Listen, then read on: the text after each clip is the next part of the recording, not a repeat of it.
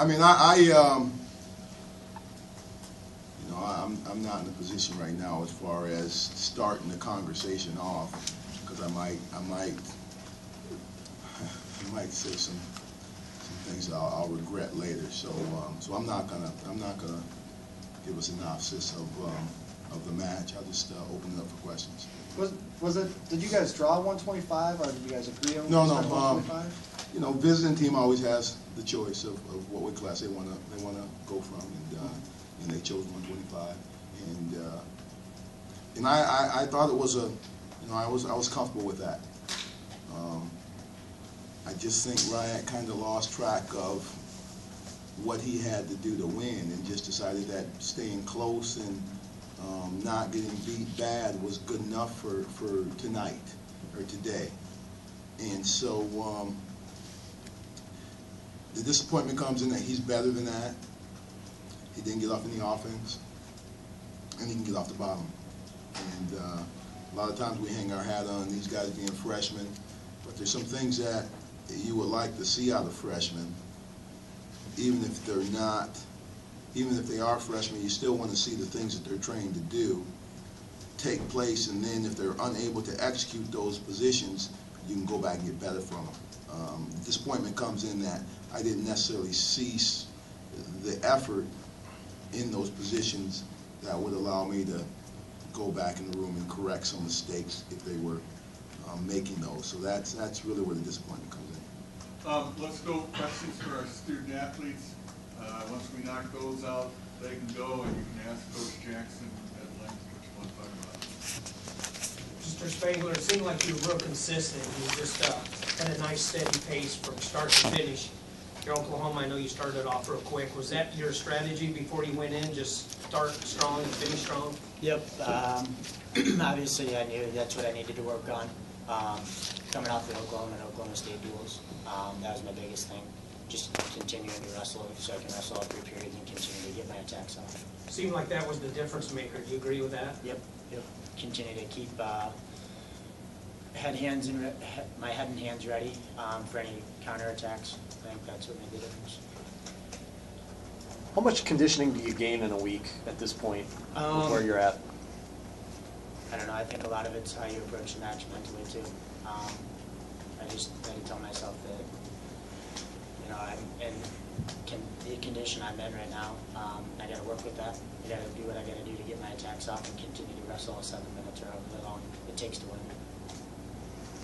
Andrew, could you talk about your match and how it seemed you guys were pretty close, except you pulled out at the end. What type of troubles was he giving you in your match? No, I just didn't get my attacks off, and I didn't move my hands and feet as well. He was never close, I don't think. He never got close to my legs. His attacks weren't solid. You know, I'll go back and look at film, and I'll beat him worse next time, because I really didn't get my attacks off like I wanted to. Mostly he slowed me down in the early periods because he was trying to keep distance, and then he decided he wanted to try to wrestle in the 3rd period. So. Andrew, coming into halftime, you're down 22-0. How much are you thinking about the team, and how much are you just focusing on yourself? I got to focus on myself. Wrestling is a team and an individual sport. You just have to look at your matches. It's hard not to get caught up in the matches, but you just got to stay back and stay relaxed. Coaches do a good job keeping me, focused on myself. So. Being the leader of the team, one of the leaders of the team, do you feel like you ever feel any pressure where you want to get some bonus points or not, or you like to secure that win first and then work towards bonus points? I do. I feel like I want to get bonus points all the time, and sometimes that hinders me. But like I said, coaches do a good job about coming back and telling me get the win first, focus on bonus points later. And tonight I just didn't get my attacks off. So. You happy with your weight? Do you cut a lot of weight, or you feel comfortable where you're at? I mean, from the summer, I cut a good amount, but I shrink my body down and I do it the right way, so I feel good. My weight's fine. Gotta love your workout partners, Reeder, Paulson, Spangler, all those guys. You feel like if you can handle them, you can handle about anybody? Yeah. Any other questions for student athletes? Thank you, gentlemen. More questions for Coach Jackson? Coach, overall, how would you evaluate your team's performance today? You know, I'm not for grades, but I'm a little disappointed. You know, we got a sports psychologist that works with our guys. Probably should be working a little bit more, but I actually had to use him a little bit before I went in and talked to the guys. Just be reminded that they are freshmen, that it is a long season, that we got to wrestle on Friday, and that we got to continue to motivate them to connect to the things in the way that we need them to wrestle. And so, you know, I think just disappointed that the guys didn't compete better, especially when they're on bottom. You know, freshmen struggle there, but at the same time, I'd feel better if I would have seen them really force the technical position that it takes to escape there, as opposed to conceding, allowing their wrists to be grabbed and being on their stomach, and some of the other things, you know, some basic skills too that didn't present themselves, that didn't show themselves in some of the matches. So poor performance for sure. I'm a little disappointed with, you know, overall. Especially with some of those younger guys, do you think some of the emotions, maybe disapproval or things like that? For sure. I mean, you talk about, I mean, I feel bad for my little Hawaiian kid. You know, you got to think he was on the island a year ago in high school, you know, beating up on other Hawaiian kids and not really being exposed to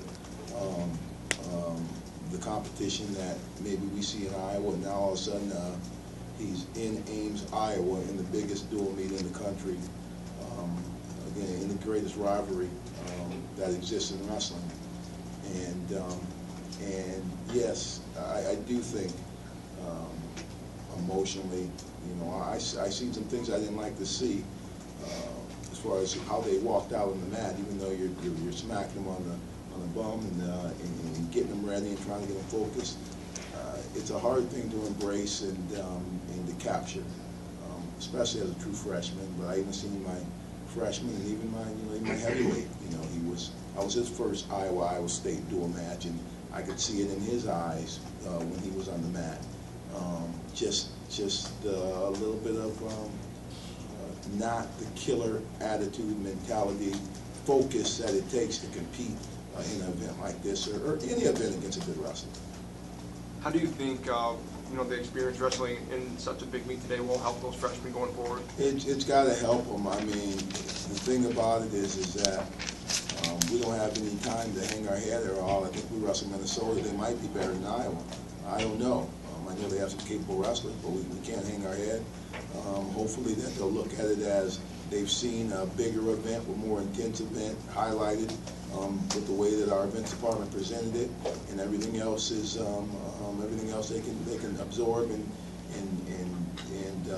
compete better in. I think everything is experience for anybody, especially when you're talking about freshmen. They have to.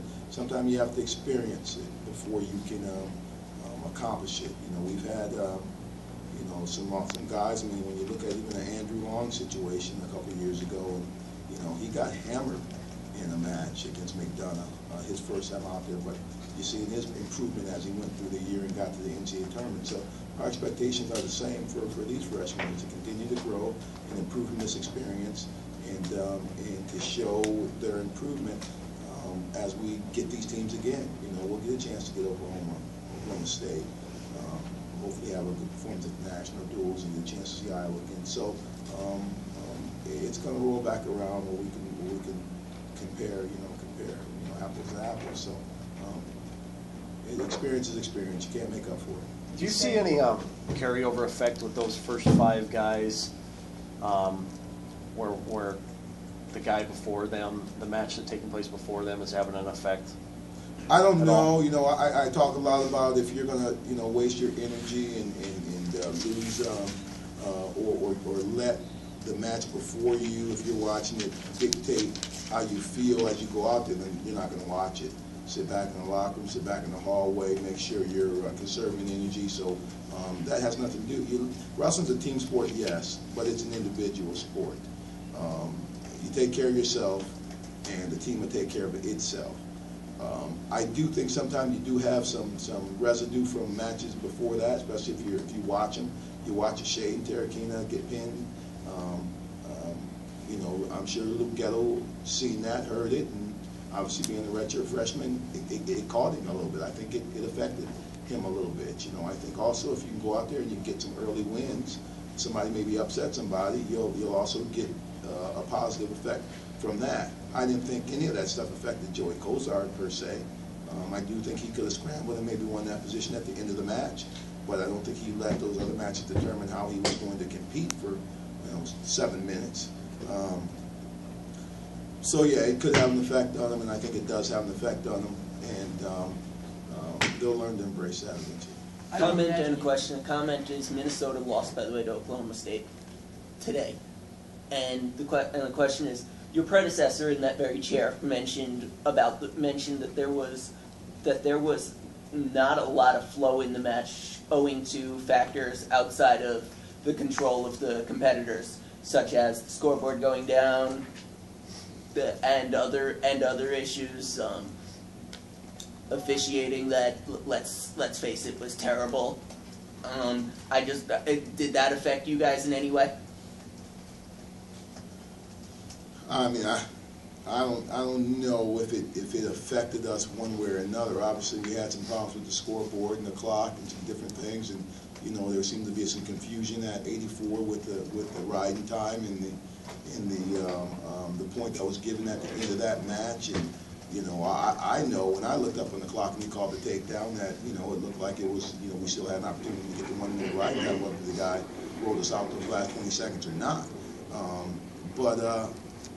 It didn't seem like there was any ebb and flow in the whole duel meet. It did seem it just wasn't the normal, for some reason it wasn't the normal type Iowa State match where you just get, all out battles, and, it just seemed a little, I don't know, it didn't feel the same as I've experienced some other matches, and I don't know why.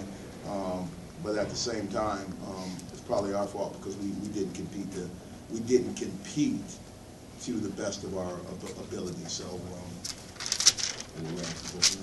I don't imagine you got a chance to talk to your team about the 87 team, but I'm sure there may be a few things that they could learn from that team. What would you tell them about that team?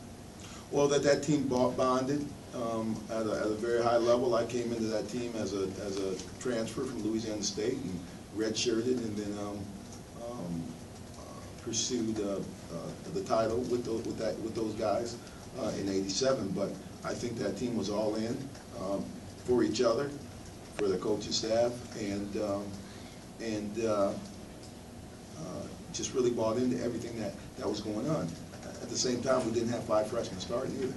So I think they can learn a lot based on work capable. If everything is done right and you compete at a very, very high level and you go out there and you let the chips fly where they may. And I'm a little disappointed that we didn't, guys pushed on our head and we didn't get up and push back and bang guys out and fight a little bit more physically with our hands when those things started happening. But I think our guys, some of the younger guys, took a little back seat in that sense, and we addressed it after the match. Thank you, Coach.